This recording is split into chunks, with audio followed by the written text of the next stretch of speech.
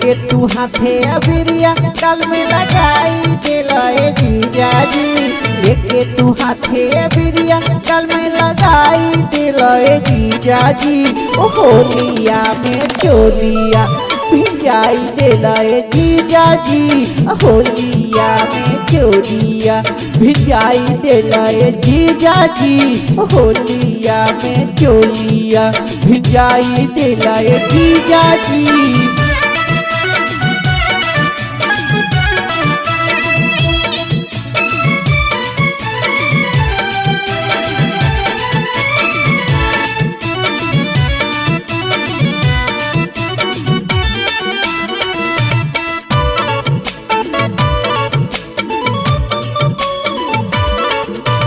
पहले पहले आईनी जीजा आसो ससुरारी में। दिन दोपहरिया में लागल रहीला पुआ दबावे के जोगाड़ी में।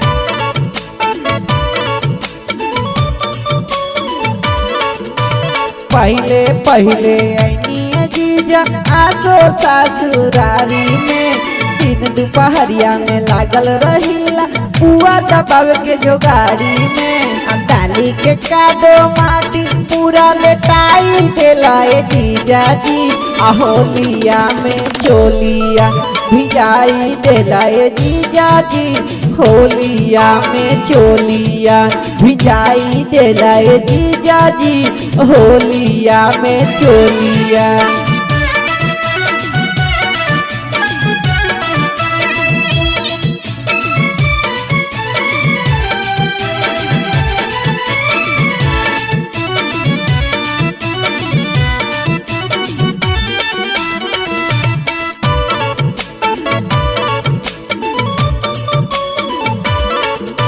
हिला के जी टावर लगा के पावर डाल देनी चौक पिचकारी से। दोसर के धनमा हवे जीजा काहे डालनी दावेदारी से।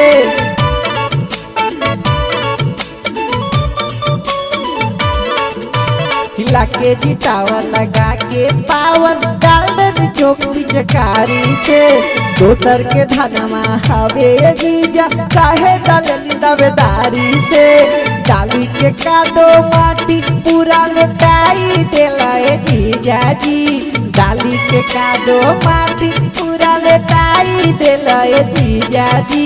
होलिया में चोलिया भिजाई दिलाए जीजा जी।